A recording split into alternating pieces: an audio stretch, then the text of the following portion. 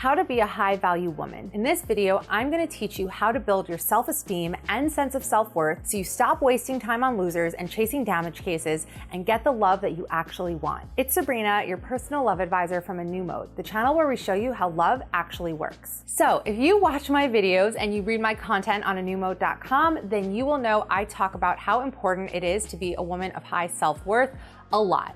This is crucial, but I wanted to make a video dedicated to this topic so we can break down exactly what it means, what it looks like, and how to get there. What keeps us stuck in bad relationships is low self-esteem. You feel like maybe you deserve to be treated this way, or you feel like you're never gonna find anything better, so you may as well stick it out with this guy no matter how badly he treats you and how horrible he is to you. Being a woman of high value is what will get you the relationship that you truly want, and is what will get you that amazing treatment. You will never again settle for a relationship that's beneath you, and you will know exactly what it is that you deserve. Being a woman of high value is also what's going to get you to stand out from the rest. That's what gets a guy to see you as, wow, this woman is rare, this woman is special, I really need to hold on to her. We're going to cover it all, so make sure you watch this video all the way until the end.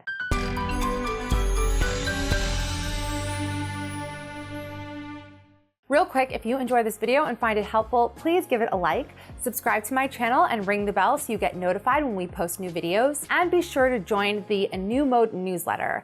On the newsletter, Eric and I share our best content. We deliver it straight to your inbox every day, so you get amazing relationship advice, you get personal stories, you get access to our books and our audio programs. It's great. You can sign up at anewmode.com/subscribe. The link is also down below. And make sure to follow me on Instagram at A New Mode so we can be friends on there. Number one, decide that you are a woman of high value. It starts with making that decision. It starts with just deciding, I am a woman of high value. One way to do this is watch the way you speak to yourself. Are you constantly putting yourself down, saying, I'm worthless, I'm pathetic, I'm never gonna find a guy, I'm gonna end up alone, nothing ever works out for me? Watch that sort of language. And as soon as that pops into your head, replace it. Maybe you don't genuinely believe the opposite. Maybe you don't believe, no, I'm worth it. I'm a great woman. I have a lot going for me. I'm gonna find an amazing guy. Maybe right now you don't believe it, but if you tell it to yourself enough times, you will, and you will retrain your mind to think about yourself in a more positive way. It really works. It's really powerful. I mean, just as a side point, one thing that I do a lot is sometimes I'll just feel like,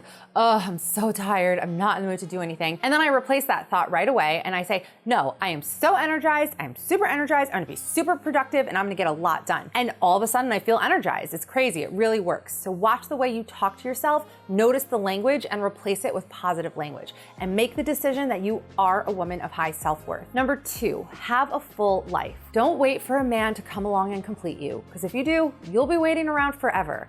That's not how this works. You need to create an amazing life on your own, and then someone will come in and share that with you. You can't just have a big gaping hole in your life and wait for him to come and plug that hole right up. I've told you guys before that the summer before I started dating my husband was the best time in my life. And the reason it was the best time in my life is because I had made the decision months earlier that I was gonna take a break from dating. I was gonna stop stressing about it. I was gonna stop stressing about finding a guy, and I was gonna have an amazing life. And I really did cultivate that. I had amazing friends. I was working really hard at my job, and I was finding a lot of success in that, and that felt really good. I was exercising a lot, so I looked really good. And I was just doing so well in every area of my life, where I really felt so happy and just so content and so like self-actualized. Like I had gotten to that point where I was like, wow, I have come as far as I can possibly go as a single person. Any more growth I'm gonna do is gonna happen in a relationship.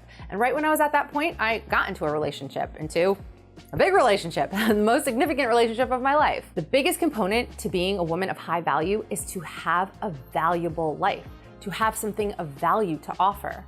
And you create that yourself before the guy is even in the picture. Number three, look your best. This is the only superficial, if you will, item on this entire list. The rest of it all comes down to you and your life and how you behave, but we have to throw this in there because the fact is when you look good, you feel good. I was a fashion writer for a long time, and one thing that really made me fall in love with fashion was how transformative it could be. How putting on a certain pair of shoes or a certain outfit could just change the way you walk, change the way you talk, just change your attitude, change your vibe. And I know a lot of people are working from home for the first time right now, but I have worked from home for a really long time.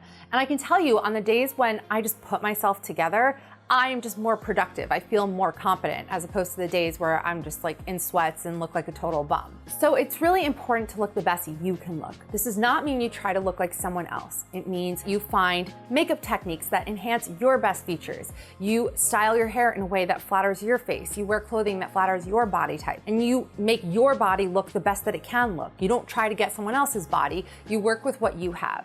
Because when you look good, you feel good, and that transmits.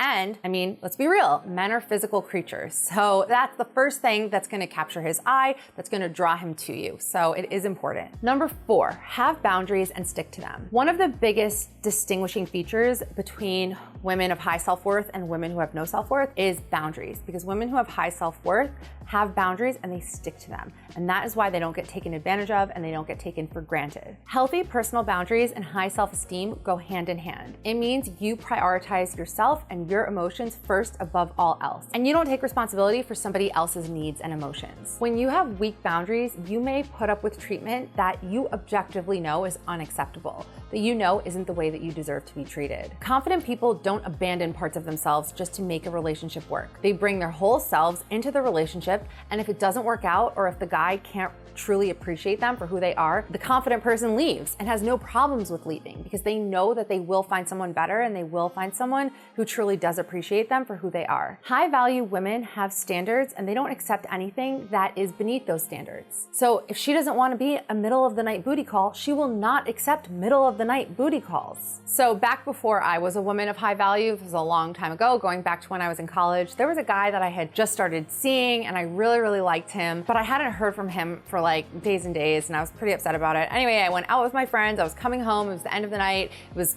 like 1 or 2 o'clock in the morning, and I saw I had a missed call from him. So I called him back and he was like, oh, you know, I actually called you by accident earlier, but you know, why don't you just come over right now? And I did, even though, I mean, he called probably some other girl in the middle of the night, and it was a complete accident that he even called me to begin with, and I called him back, and it's the middle of the night, and I just was so desperate for him to like me that I was like, sure, and I just like went running over there. This is an example of someone with low self-esteem and no boundaries. Another thing about self-esteem and boundaries is that when you have low self-esteem, you put up with poor treatment because your main concern is just getting the other person to like you, because you have no solid sense of worth to fall back on, so his approval means everything to you. And that's why you allow him to just get away with so much bad behavior. You're just afraid to walk away because you need him. You need him to fill your self-esteem supply. So again, this is why it's crucial to work on having that from within yourself so you don't outsource the task of filling you up to somebody else. Number 5, use your walking power. Walking power is an internal state where you feel and believe that you will walk away from this relationship if it is not what you want. It is not something you say out loud. It is not a threat. It's not an ultimatum. It's just a belief that you carry within yourself. A belief that says, I am okay leaving this relationship if it isn't what I want. And when a guy senses that he might lose you unless he steps up and brings his best, he brings his best. When a guy senses he could just behave however he wants and you're just gonna stick around because, you know, you have nowhere else to be and you can't find anyone better, then he is just gonna behave however he wants. You set the standard. You teach other people how to treat you. Walking power also gives you the sense of confidence and peace. It's just this feeling of, okay, there's nothing at stake here. If it doesn't work out, I'll just leave and I'll be fine with that and I'll move on and I'll find someone else. That's very different than the attitude a lot of women have, which is if this guy leaves me or he loses interest, then my world will be over and I don't know how I'm ever gonna recover from it. Number 6, don't obsess over your relationships. Enjoy them. Women of high value do not obsess endlessly over their relationships. They focus on connecting to the other person, on getting to know that other person, and deciding, do we have something here? And could a relationship work out? Could we build something meaningful together? That's it. There's nothing to stress over and worry about. When has stressing ever solved anything in your entire life?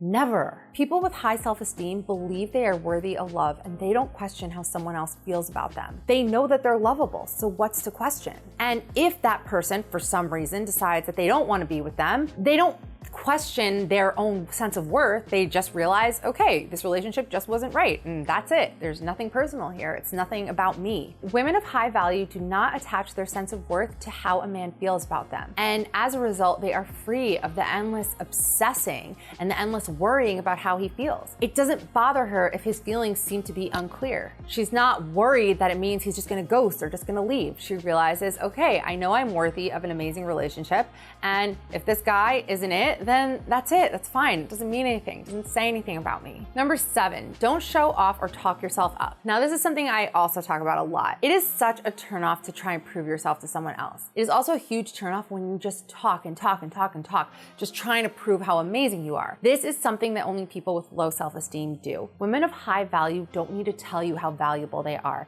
It just comes across. It's like that saying, a rich man doesn't need to tell you that he's rich. You know when you're in the presence of a rich man. You know when you're in the presence of a confident, high-value woman. So don't try to prove yourself to him. Don't talk about how many guys hit on you or how many dates you have lined up on Tinder or all of your accomplishments and all the great things that you've done. Let him discover you slowly. A woman who reveals herself gradually, carefully peeling back the layers one at a time, is much more intriguing and appealing than a woman who just lays it all out there and puts on a whole song and dance about how amazing she is to win this guy over. Number 8, don't rely on his reassurance for your self-esteem. People with high self-esteem know that they are lovable and loved, and they don't need a guy to remind them of this every single day in order to feel good about themselves. When you're insecure, you need constant validation. And if you're in a relationship, then you are constantly going to feel resentful of your partner for not giving that to you. And then you're going to blame him for not making you feel attractive, not making you feel good about yourself, when really that's not his job. Of course, we want our partners to compliment us and be affectionate,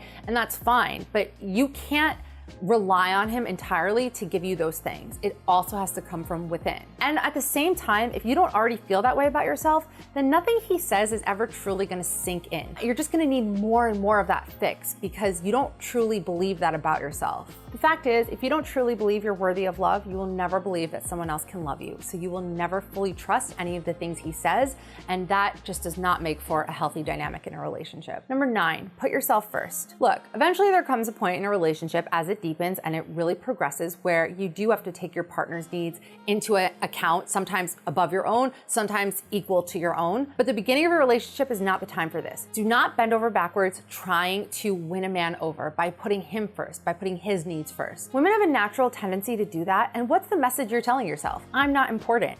He's what's important. He's what matters. So I better make it work with him at all costs. Putting him first also sets the stage for you to be taken for granted and treated poorly. And you think that that's okay, like it's a worthy cause because you're giving yourself over to this guy and for the sake of having a relationship that lasts. But in the end, he's not gonna fall in love with you because you martyred yourself. That's not what makes a man fall in love with a woman. So it's really important to think about yourself, your needs, how you feel in the relationship above all else, especially in the beginning. Number 10, be a good person. If you want to be a woman of high value, you need to do valuable things. So practice being extra compassionate, extra kind. Get involved with causes that are important to you, that are meaningful to you. Help out in any way you can. This is just a really important building block for self-esteem. Because what is self-esteem? Self-esteem comes from doing esteemable things. Number 11, embrace yourself fully. All of us have flaws. All of us have parts of ourselves that we wish we could refine, and that's okay. It is important to work on yourself. That is an ever-evolving process,